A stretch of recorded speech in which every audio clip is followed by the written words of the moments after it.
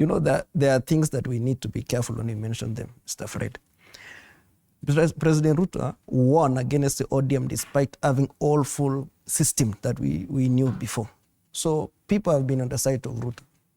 But now, as you've said, that from your own imagination, that when it comes to credentials about fighting for the rights and privileges of you know, it doesn't mean UDA cannot measure up. Let me tell you, bro. It doesn't. You know, when you're in the, let me tell you, when you're in the government, you don't fight. So it doesn't mean because you've been in a position you are the best fighter.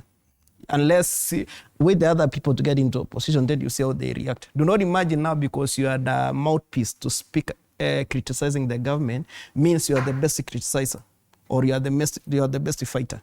So anyway, now that ODM is here, there's something, you know, there's a contradiction between my brother Kamanya. He says today that Railao came into rescue of Ruto when GNCs had stormed. Then it means it was not GNC because the same GNC when went into demonstration, they say, we don't want Baba, let him stay in the house, you're not our leader. You get it? What happened? Why did it went down? Why did the fight go down? Railao is not a GNC. He says again that his friend from Lua say if he doesn't get a ticket of ODM will not be voted. Then why did they vote an independent candidate? Because they are GNCs who have independent thinking. An independent voter who makes independent voting. Why should an ODM control your voting pattern?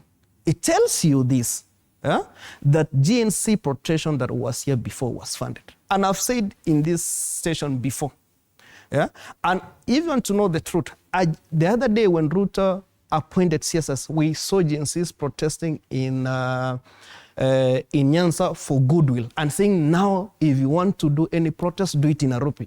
Here we support the government.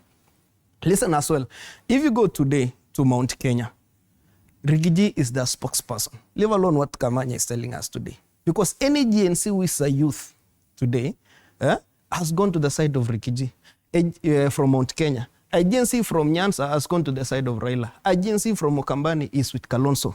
It is still tribal. These GNC protests that were happening in the recent past was funded. And you only need to fund just 10,000 people and they will storm town to look like this, the whole Kenya that is in the street.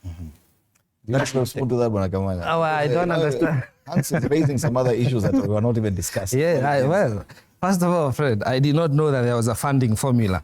But if you fund 10